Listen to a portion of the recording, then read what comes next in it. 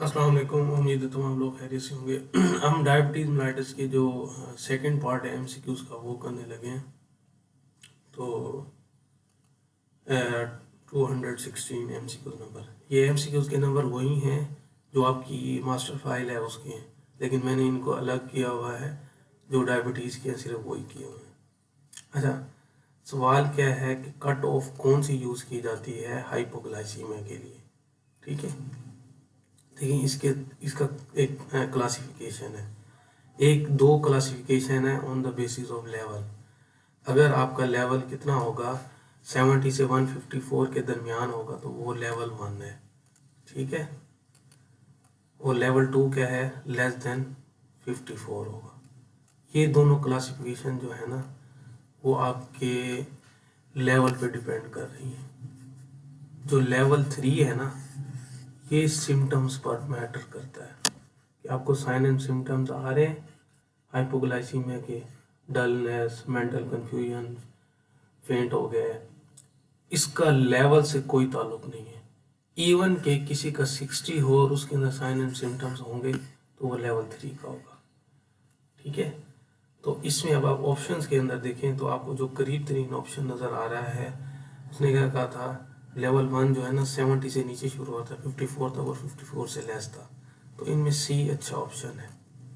अच्छा, उसके अलावा आपको जो लेवल्स पता हों वो, अगर फास्टिंग का लिया जाए 70 to 100 नॉर्मल लिया जाता है। ठीक है, 101 से लेकर 126 तक प्री डायबिटिक स्टेट होती है। ठीक है, और डायबिटिक स्टेट क्या होती है, ग्रेटर देन 126। अब आपके सवाल में जहन में ये सवाल होगा ये प्री डायबिटिक स्टेट क्या है। देखें, ये नॉर्मल बंदा है, ठीक है, ये इसको डिजीज है।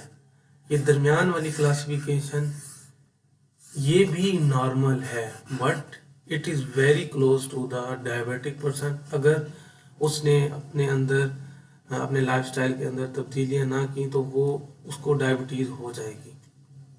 ठीक है, ये हमारे पास एक ऐसा विंडो पीरियड है जिसके अंदर अगर हम अडॉप्टेशन कर लें तो हम डिजीज़ से बच सकते हैं।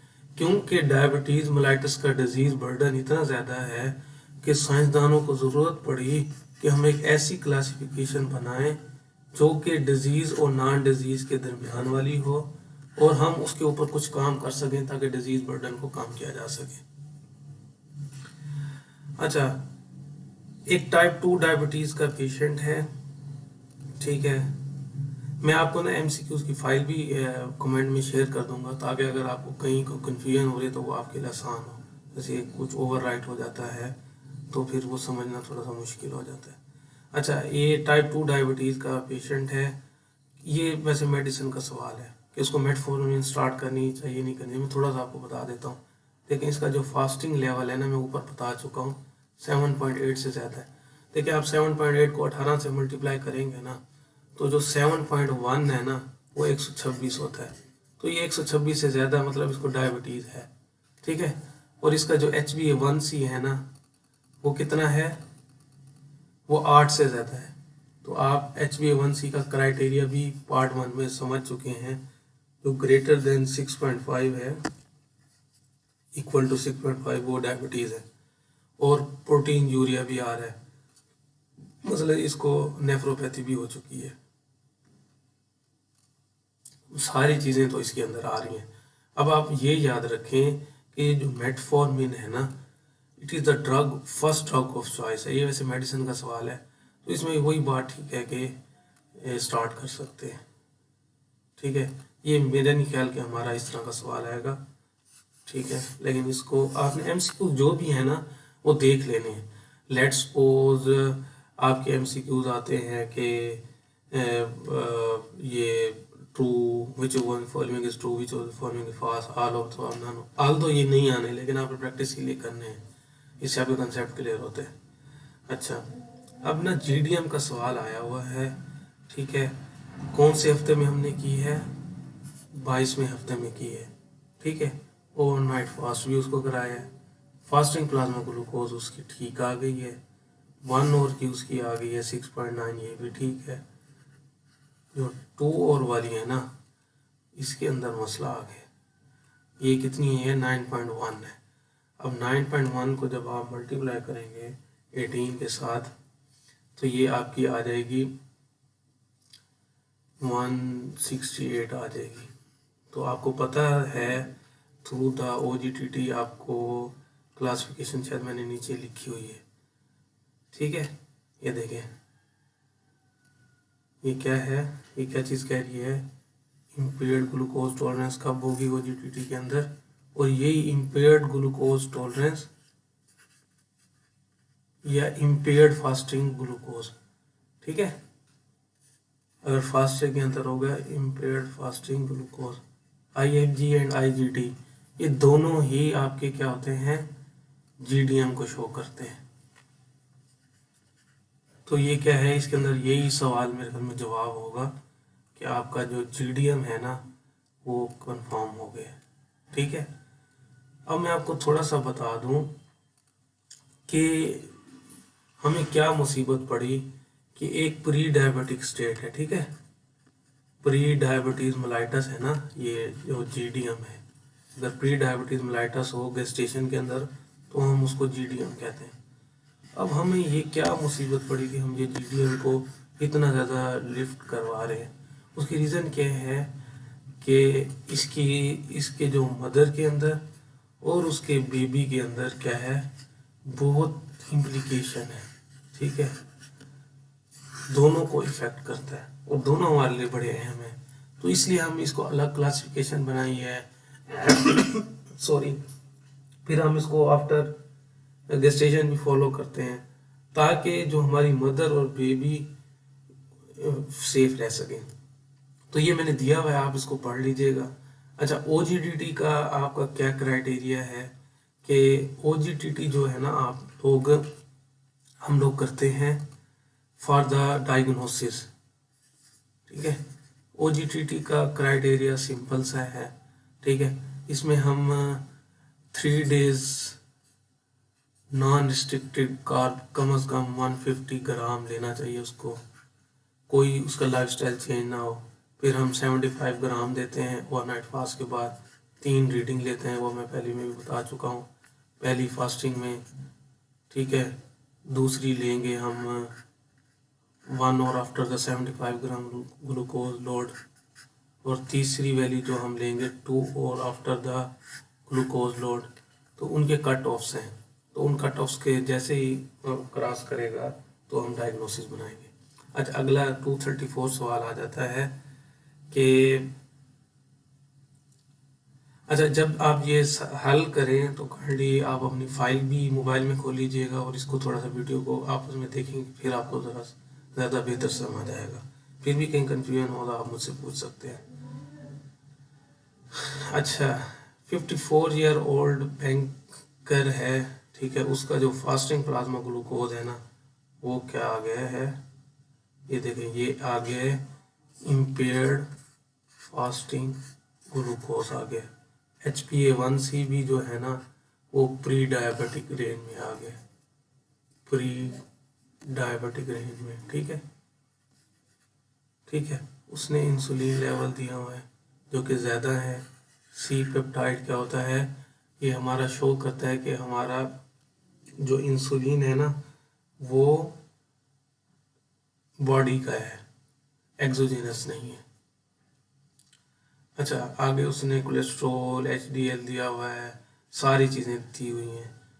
तो इसका वही जवाब है, क्या हमने ऊपर पहले ही बता दिया था, इसको इम्पेयर्ड फास्टिंग ग्लूकोज है। अगर यहाँ पर कहीं होता कि प्री डायबिटिक स्टेट में है तो वो भी आ सकता था इसका। तो आप सवाल के बाद खुद भी डायग्नोसिस बना के फिर उसको सर्च भी कर सकते हैं। मैंने क्योंकि ये सवाल पढ़े हुए हैं, मैं खुद डायरेक्ट ही वो करके कर लेता हूँ। आपको फिर भी कहीं कन्फ्यूजन हो और आपको लगता है इससे बेहतर तरीके से समझा सकता है तो आप मुझे गाइड कीजिएगा। अच्छा, कोई ये लिथार्जी आ रही है, उसको साइन सिम्टम्स आ रही हैं, ग्लूकोज 110 है, ठीक है, मॉर्निंग में लिया उसने, ठीक है, ये भी इम्पेयर्ड वाला आ गया। फास्टिंग प्लाज्मा ग्लूकोज ये इम्पेयर्ड में आ गया, लेकिन ये जो है ना ये डायबिटिक रेंज में है। आपने पढ़ा था कि HbA1c greater than equal to 6.5 is diagnostic to diabetes mellitus, तो ये तो इसका डायग्नोसिस वैसे ही बन गया है, ठीक है। और सी पेप्टाइड क्या होता है कि हमारे एंडोजीनस शो करते हैं कि इंसुलिन एंडोजीनस है। तो इसका वही जवाब है, type 2 diabetes mellitus is confirm. ठीक है, तो वही आपको हिस्ट्री से, ठीक है, आप वो ये सोच रहे होंगे कि अगर यहाँ पर वैसे एज जो है ना 25 है, लेकिन उसने फैमिली हिस्ट्री का नहीं जिक्र किया हुआ। अगर फैमिली हिस्ट्री का थोड़ा जिक्र होता तो हम ये मोडी की तरफ से भी जा सकते थे। तो उसको ज़्यादा कंफ्यूज ना करें, आपका ज़्यादातर यही जवाब आएगा। अच्छा, 39 ईयर ओल्ड लेडी है, OGTT उसका किया है 25वें वीक पर। अच्छा, OGTT हम जो GDM के लिए करते हैं ना, वो 24 to 28 वीक पर करते हैं। ठीक है, अगर हमने किया हो उसका fasting glucose impaired fasting glucose में आए। इम्पेयर्ड फास्टिंग ग्लूकोज का मतलब क्या होता है, 101 से लेकर 126 तक उसकी वैल्यू आए तो हम ये करते हैं। और प्रीवियस फैमिली उसकी हिस्ट्री भी हो, या फिर previous history of big baby, मतलब ओवरवेट बेबी हो, तब भी हम करते हैं। अच्छा, उसकी जो वैल्यूज़ है ना, वो कट ऑफ्स पता है क्या है, तो जो फास्टिंग का वही है कि लेस देन 7 होनी चाहिए। तो ये लेस देन 7 है, और वैसे ये इम्पेयर्ड में आ रही है, ये इम्पेयर्ड फास्टिंग ग्लूकोज है। ठीक है, और 1 आवर के बाद 10 से कम होनी चाहिए, 10 से ज़्यादा है। ठीक है, और ये भी ज़्यादा है, ये 7 पॉइंट जी, ये नॉर्मल है 2 आवर्स के बाद वाली। तो ये भी GDM कंफर्म हो गए। जब भी इम्पेयर्ड वाला कोई फीचर आ जाएगा तो वो हमारे पास डायग्नोस्टिक होगा। वो हम 3 कट ऑफ्स लेते हैं, तो उसको अगर आपने मिलीग्राम में याद रखना है तो पहला जो है ना वो क्या है, आपकी जो वैल्यू है वो 100 से कम हो तो नॉर्मल है। अगर 100 से 126 के दरमियान है तो वो GDM हो सकता है। और दूसरी वैल्यू आपकी 180 मिलीग्राम से कम हो, और तीसरी वैल्यू 156 मिलीग्राम पर डेसीलीटर से कम हो। अच्छा, BMI उसका ज़्यादा है, ग्लूकोमीटर से उसने ग्लूकोज ली है, उसकी 98 आई है। ठीक है, अच्छा, अब वो कहते हैं इनमें से ज़्यादा सही कौन सी चीज़ है।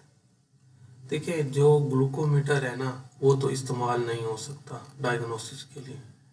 ठीक है, और रैंडम ब्लड ग्लूकोज डायग्नोस्टिक हैं, हाँ डायग्नोस्टिक हो सकते हैं इन केस अगर साइन एंड सिम्टम्स भी हों। तो ये बात आधी है, तो ये भी गलत होगी। For IGF OGTT is done to rule out time, हाँ ये बात ठीक है। अच्छा, ग्लाइकेटिम इंक्रीजेज विद पॉलीसाइथीमिया, मेरे ख्याल में इसके साथ ताल्लुक नहीं है। तो यही सी हमारा जवाब हमें मतलब का मिल गया है। और यूरिन ग्लूकोज भी हम रिकमेंडेड नहीं कर सकते, ये बात भी गलत है। ऊपर वाली बात भी गलत है कि ग्लूकोज रिकमेंड नहीं है, यूरिन ग्लूकोज के, अगर यूरिन ग्लूकोज आ गया तो उसको डायबिटीज होगा, ये बात ठीक नहीं है। और वैसे भी बहुत टाइम लगता है, जब यूरिन ग्लूकोज आपका अपेयर होना शुरू होता है तब तक वो डायबिटिक नेफ्रोपैथी हो चुकी होती है, बहुत लेट हो चुका होता है।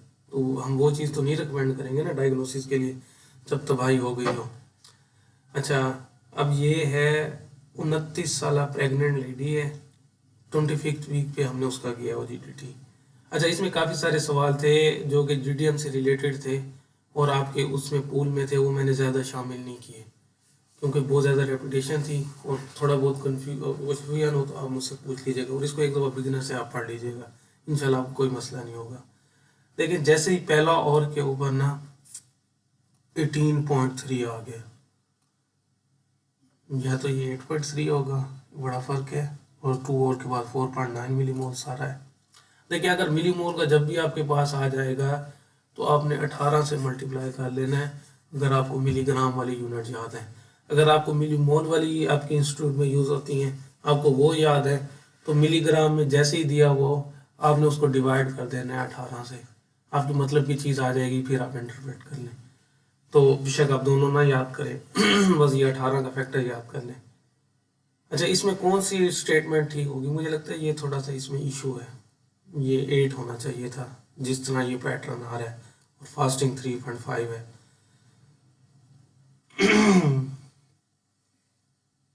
जैसे शायद उसने वैसे भी दिया होगा, ठीक है, जिस हिसाब से ये ई बना रहा है ना, तो उस हिसाब से ये ठीक है। अगर 8 होगा फिर तो डायग्नोसिस नहीं बनेगा ना। तो result of diabetes mellitus is confirm. मैंने आपको लेवल बता दिए, ठीक है। आप उनको अगर ये इन 3 वैल्यू को याद रख लेंगे तो आपकी ज़िंदगी थोड़ी आसान हो जाएगी, ठीक है। अच्छा, डायबिटिक ओजीटीटी उसका हमने किया है। फास्टिंग के अंदर ये वैल्यू आई है 1, और ये भी नॉर्मल है, ये भी नॉर्मल है, सारा कुछ नॉर्मल है। तो इसका जवाब वही बनेगा कि नॉर्मल रिस्पॉन्स। अगर आपको लेवल्स याद है ना, तो ये मैं आपको बता देता हूँ। ये देखें, अगर मिलीमोल को आपको याद है तो ये 5.6 बनेगा मिलीमोल, ये 10 बनेगा, और ये आई थिंक 8.5 बनता है, 8.5। तो वो आप डिवाइड करके देख लीजिएगा। अगर आपको ये लेवल याद है, ये है मिलीमोल के अंदर, ठीक है, और ये आपका जो ये वाले लेवल हैं ये मिलीग्राम के अंदर है। अगर आपको ये याद होंगे तो आपको कोई मसला ही नहीं होगा इंटरप्रेट करने में। तो ये सारे सवाल वैसे आ रहे हैं और बड़े आसान हो जाने। और आपको डायबिटीज़ के मैक्सिमम 2 सवाल आने हैं, लेकिन डायबिटीज़ आपको अच्छा आना चाहिए, it is very important in life. Common things are always common, और सवाल भी उनके ज़्यादा होते हैं। देखिए, LADA latent autoimmune diabetes of adult, इसको हम टाइप 1 डायबिटीज़ भी कहते हैं अडल्ट की। ये लेट ऑनसेट होती है और उसका वही फिनोमेना होता है जो टाइप 1 का होता है। लेकिन इसको हम जब क्लासीफाई करते थे, हमने आपको बताया था कि एडी ने टोटल 4 क्लासेस बनाई हुई हैं। एक टाइप 1 का था, एक टाइप 2 थी, एक टाइप 3 के अंदर उन्होंने डीडीएम था, और टाइप 4 के अंदर स्पेशल करेक्टर्स की डायबिटीज़ जी, जैसे कि लाडा थी, ठीक है, मोडी थी, ठीक है, सिस्टिक फाइब्रोसिस डायबिटीज़ की वजह से, इस तरह की चीज़ें हम पार्ट 1 में कर चुके हैं। अब वो कहता है जो लाडा है वो असल में क्या है। ये थोड़ा सा ना इसका जो फीचर है ना, ये स्लो ऑनसेट टाइप 1 डायबिटीज़ है। तो इसका आप उसको याद रख लें। इसको टाइप 1.5 डायबिटीज़ भी कहते हैं, और इसको मैंने एक्सप्लेन किया हुआ है कि इसका फिनोमेना किस तरह, इसको आप एक दफ़ा पढ़ लीजिएगा। वीडियो लेंथी हो जाएगी इसलिए मैं ज़रा ज़्यादा चीज़ें एक्सप्लेन नहीं कर पा रहा। अच्छा, सैम्पलिंग ऑप्शन क्या होनी चाहिए ग्लूकोज एस्टिमेशन के लिए, ठीक है, वो कौन सा हम सैंपल लें। देखिए, आपको मैं पहले ही बता चुका था कि जो ग्रेड टॉप है ना हमारे पास, हमारा जो ग्रेड टॉप है ना, ये हमारी वाइल होगी ना ग्रेड टॉप की, सोडियम फ्लोराइड की, ठीक है, ये हमारी मतलब की है फॉर ग्लूकोज। क्योंकि क्या करता है सोडियम फ्लोराइड, हमारा एनोलेज एंजाइम है उसको इनहिबिट कर देता है। तो इसका शायद सोडियम फ्लोराइड ही जवाब होगा, और यही इसका जवाब है, ठीक है। अच्छा, अगला सवाल क्या है, वो कहता है इम्पेयर्ड फास्टिंग ग्लूकोज है। ये तो मैं बार बार जिक्र कर चुका हूँ, ये 2 लफ्ज़ याद रखने, impaired fasting glucose. Impaired fasting glucose का मतलब क्या है कि फास्टिंग के अंदर आपका ग्लूकोज 101 से लेकर 126 तक है। अच्छा, वो कहते हैं क्या हुआ उसको इम्पेयर्ड फास्टिंग ग्लूकोज थी, टाइप 2 डायबिटीज उसको डिवेल्प होगी।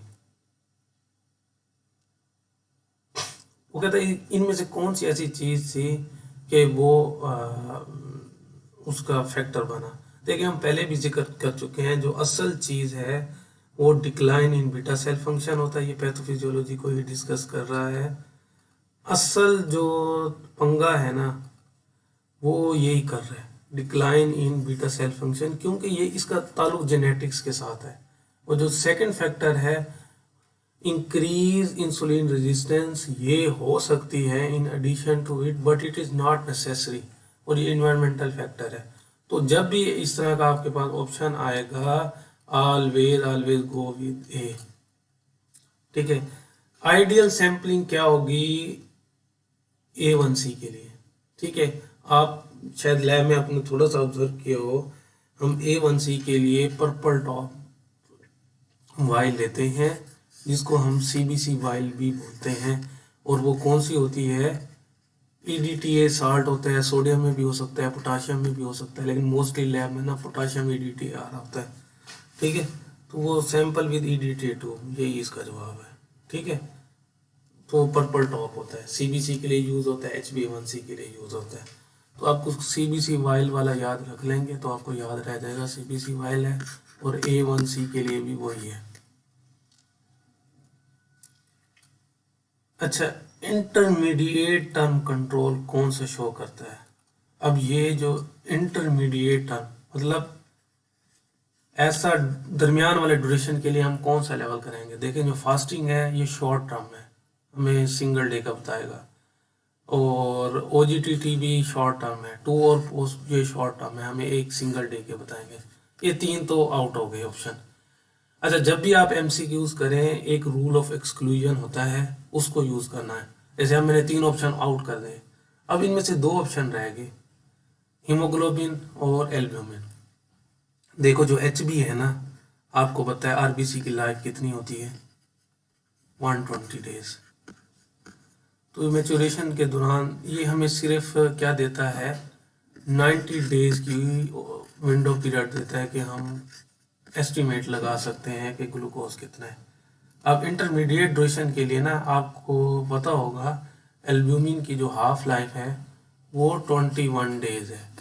तो ये हमारे पास अच्छा ऑप्शन है कि हम इसको यूज़ कर सकते हैं इंटरमीडिएट कंट्रोल के लिए। अच्छा जनाब जी, अब अगला सवाल है कि एडवांस ग्लाइकेशन एंड प्रोडक्ट जो होते हैं ना, वो कौन से ऑर्गन को इन्फ्लुएंस करते हैं? देखिए, हमारा क्या होता है, इरिवर्सिबल ग्लाइकोसाइलेशन हो जाती है प्रोटीन की, उसको हम कहते हैं एडवांस ग्लाइकेशन एंड प्रोडक्ट। ठीक है, जब ग्लूकोज लेवल हाई होता है तो प्रोटीन के साथ बाउंड होके वो एम्बिगुअस प्रोटीन बना देता है। अब वो क्या करते हैं, जाके इन्फ्लुएंस करते हैं हमारी किडनी पर और एक विशुअस साइकिल स्टार्ट कर देते हैं, जिसकी वजह से हमारे किडनी डैमेज होते हैं और डिफरेंट हमारे पास चीज़ें डेवलप होती हैं। इम्पेयर्ड ग्लूकोज टॉलरेंस, ये हमारी दूसरी टर्मिनोलॉजी है जो हमने बहुत यूज़ की है, IGT ग्लूकोज टॉलरेंस है। इसका मतलब क्या है, 2 घंटे बाद OGTT की आपकी वैल्यू कितनी आई है, 140 से लेके 200 के दरमियान। ठीक है, ये इम्पेयर्ड ग्लूकोज टॉलरेंस है, उसको 10 साल से है। अच्छा, which of the following important complication, ये देखिए जो IGT है ना, उसकी मोस्ट इंपॉर्टेंट ना हमारे दिल के मामले के साथ मसला होता है, और उसका ये ऑप्शन है कार्डियोवास्कुलर डिजीज जो है ना, उनके अंदर ये इफेक्ट बहुत करता है IGT। सॉरी। अच्छा, 20 साल ओबेसिटी है उसको, मेंस्ट्रुअल इरेगुलरिटी है, हिर्सुटिज्म है। तो ये सारे फीचर ना वैसे वो उसके PCOS के भी होते हैं।